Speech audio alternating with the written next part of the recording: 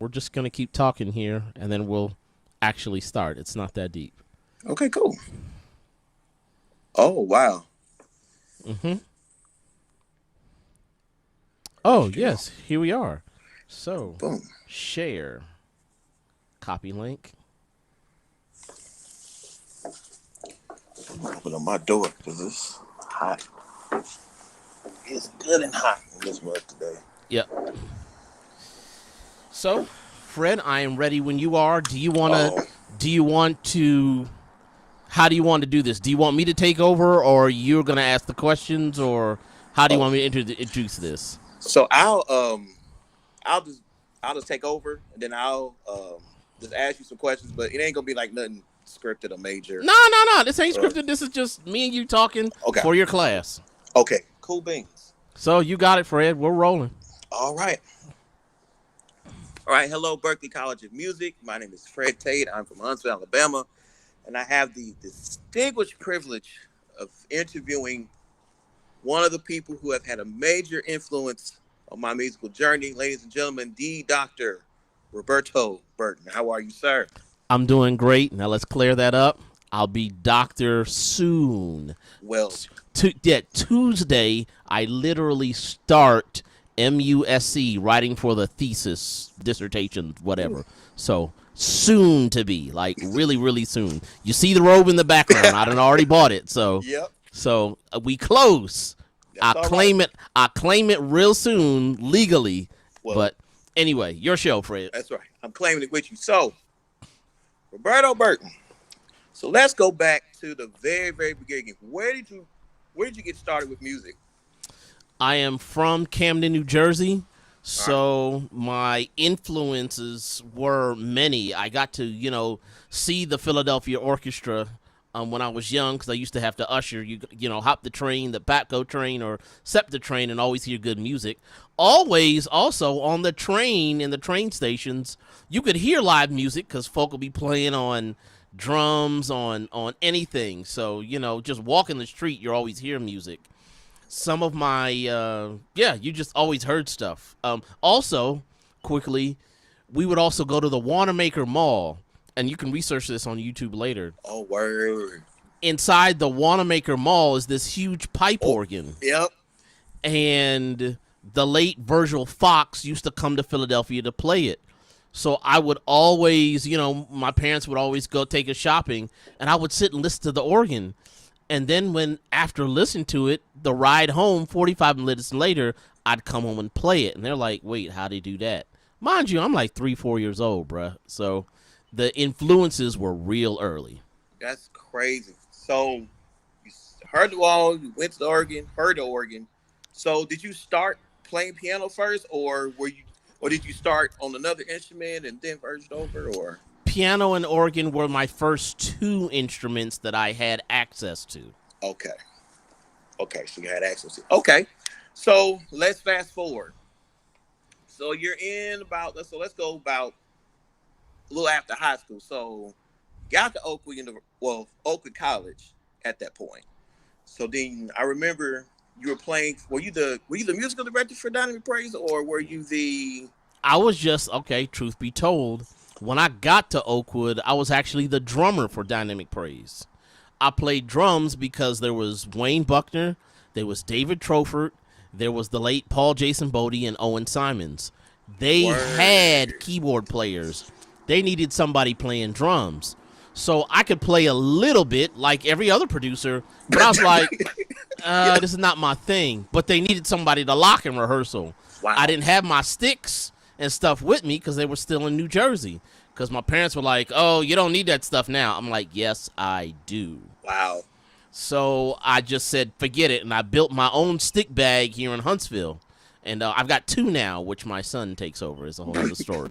That's all right. But yeah, that's just what I did, man. Started playing drums. I didn't become the MD till I graduated or left Oakwood. And Wow. then I started as the MD with the rest of my boys. Yeah, I call y'all the fabulous crew. Now we call ourselves the DP Middle School. That That's what it that's was. that's who we are, middle school crew. The middle school crew. So you were doing DP. So then you were a musician. So made you transition to the production side? Right after I graduated from Oakwood, there was an artist who needed to do a Christmas project, and he wanted to do 10 songs in like 4 or 5 days. And I was like, okay, that's possible. Well, we got into the studio, and I'll leave him nameless. He didn't know how to work the system, didn't know how to do anything. So we spent like 5 hours just trying to get sounds up and this, that, and the other. And all I did was play a piano track, 2 o'clock in the morning later. We only laid down piano and strings. I'm like, bruh, I could have done that myself. So 2 weeks later, I go back to the owner and say, hey, I see you need some help. I'm willing to offer my time. Just graduated from Oakwood. Here are my credentials, blah, blah, blah. That, of course, was the famous Doug Smith. Yeah, yeah. Who, got Take Six their start. So with that, I spent 9 years at Sound Cell earning and tooling my craft, from mopping floors, vacuuming stuff, to keeping Pro Tools clean. Wow. I didn't even know you were there for 9 years. I just knew you were there. I didn't know. It was 9 years? Yes, sir. 9 years. So you probably had a number of artists that you did.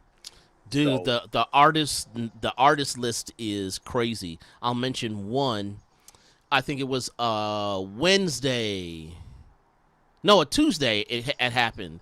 An artist from New York, no, a producer from New York came down and said, yo, I need to get these tracks mixed for a show in Australia.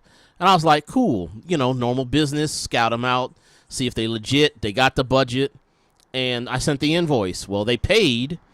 And when I got the tracks, I realized who it was. It was Mary J. Blige, preparing for a live show. I missed, at that time, I'm single now, I missed my entire Thanksgiving because there was no bounce off line to disc. So I had to mix all of these tracks for a live show, get the stems out, because it was like rhythm stuff, then it was like band stuff, then it was like full orchestra stuff on top of a drum machine. I mean, it had to be at least 80-some tracks per song. And it was like a 20-song whatever show, and they needed it to just press play in the joint. So he just wanted some stems mixed down so he could roll in the show. But they needed TV tracks, instrumental tracks, and then the whole track. So some were with the lead vocal, some weren't. So I spent all the way up into Thanksgiving, like into the next day, literally mixing those tracks. I think I left the next day at like 11 something, and I crashed all the way till Saturday because I was like, dude, that was a lot of mixing. But that was one of my pivotal points, getting to work with Mary J. Blige. That is incredible. So, spent 9 years at Sound Cell. So, you've been a musician. Now you've been a producer.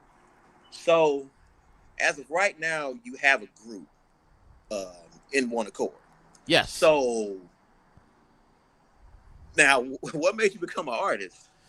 Okay, that was tough. After spending, now it's been 12 years with Committed, the Grammy-nominated group. Yeah. I decided finally, in the midst of Committed, I said, you know what? I needed to do an extension of the music I've created because I was creating music for them, but not for myself. Right. So it's more of not so much a choir, even though we do a whole lot of choir music.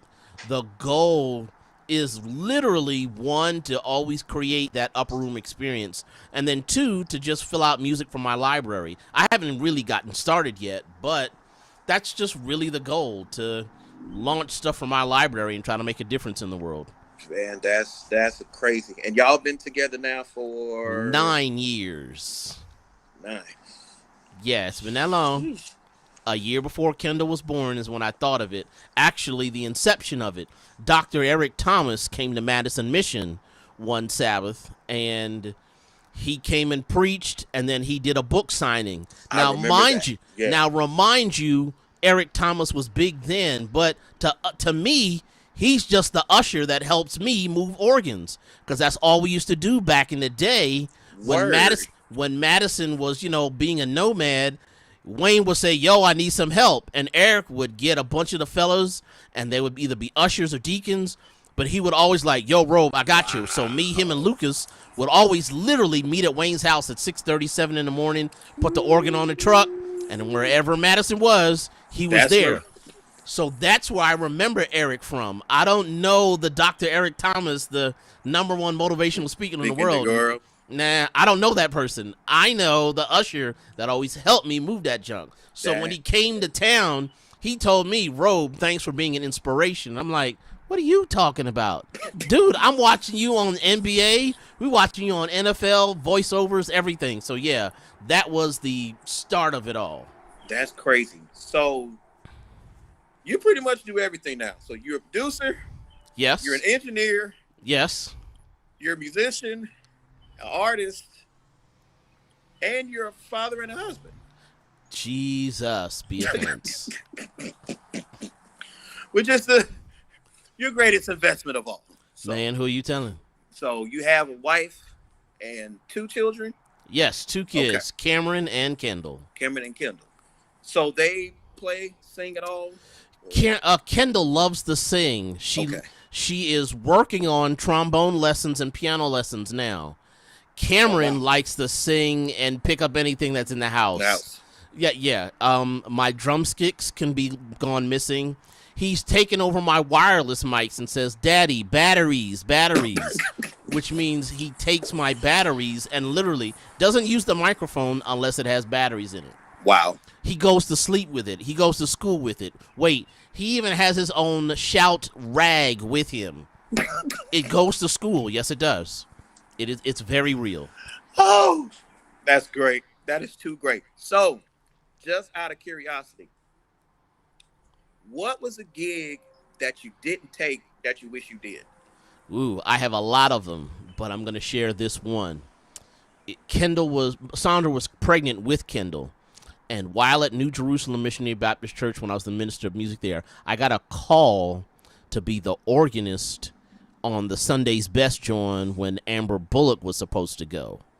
It was supposed to be a 7-week show where I spend 3 days in Atlanta recording and then all other type of stuff. And I turned it down because Sandra was pregnant. And I was like, I can't just leave her, go to Atlanta, stay at her mom's house, go play, and come back. Now, the gig was worth like $7,500.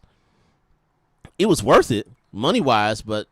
Oh, man. Yeah, that one hurt. The others we'll have to share offline, but no, that one hurt because I was supposed to be playing organ when she was on the show. Yep. Oh, that hurt me, and I didn't even. Yeah, I've got so many of those stories. Yeah, I got a lot of them, but yeah, I won't share them online. That we'll talk about that later. Dang. So, okay, so. Wow, I didn't even. Wow. Yeah, digest that one. Yep. I can't even digest that one because, I remember that because I think you were on tour. What you on tour with Committed around? Around that time. Yes, we were in and out the country. We were in San Fran. We were in everywhere. We did a show with Jonathan Nelson one time because Joshua Rogers was opening up in Brooklyn, New York. I still got video from that. We were in Texas. We were everywhere. Dang. But So you've been a manager. Roadman, yes. Sheesh. So what advice would you give to upcoming artists or musicians who are just interested in doing this whole music thing? Stay true to your craft. God's given us all special gifts, and the goal is to stay true to your craft because he's given us all a gift, and it's your job not to just present it the perfect way, but to present it with excellence. It doesn't mean just cutting corners. It's like, hey, how far do I need to take this? So, yeah, that's what needs to happen. I see Camilla over here saying hi. Hey, Camilla. She's actually just on saying hi. Oh, that's okay. Perfectly all right. That's crazy. I learn something new every day. Yeah, man. We're down to. I mean, we're about 15 seconds away, but we can keep going, Frey, because I'm still answering your questions. Actually, Actually, we got another minute because we started a minute late. Actually. Oh wow. Okay. Do I have another question? Let me think. Um, yes. Who is the artist that you would love to do work with? Quincy Jones, of course, hands down. Oh But yeah, yeah, yeah. yeah, before he passes, I'm really just wanted. It's not even work with. I just want to sit in his living room, just Wow. to talk to him and pick his brain, because I got a feeling if I pick his brain, I can glean some knowledge. Because Yeah, again, after watching his documentary on Netflix, I was inspired. So I'm like, yeah. yo, this I need to, yeah, need to watch that. I just want to be in the number. Oh yeah. Quincy Jones. Okay. So I think we got one more minute left. I got one more question for you. Go ahead. Um, has there ever been a gig that you took that you wish you didn't? Ooh, I have too many of those. A gig that I shouldn't have taken. That's a tough one. Again, you know what? I'll be honest. Oh Lord.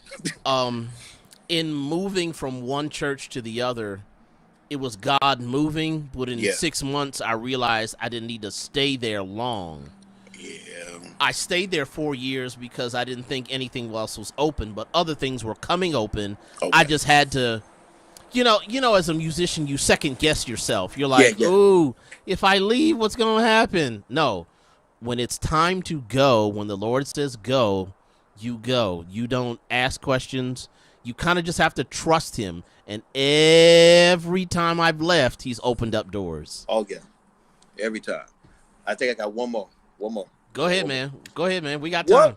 What was your first gig? My first gig, 14 years old. I was playing for a young adult choir in Camden, New Jersey. 14 years old, making 150 a week. Yeah. I never Okay. forgot it. Mount Olivet SDA Church in Camden, New Jersey. Um, I was playing somewhere in Philadelphia. Pine Forge Academy Choir had just come down for Delaware Valley Unity Day. I think I played with some other folk, and then I went back to the gym to go hang out with my friends. And then these people approached me like, yo, can you come play for our church? I was like, I don't know, can I? And they gave me a cassette. Yeah, I said it. Gave me a cassette about 4 songs. I listened to it and then walked in the door and sat down and started playing. And then for 4 years straight during high school, I had somewhere to go play every fourth Sabbath. And we actually recorded some songs that I wrote, me and the director. And yeah, man, they've got a good ministry as we speak today. Actually, one of the guys there has his own organ companies that services organs around the Delaware Valley, and also for like big names like GMWA and stuff. So Oh, wow. yeah, they're serious out there. Wow. And actually, well, yeah, they're just good people, man. Man, that's incredible. So, bro, I'm sorry, Mr. Burton. Man, whatever.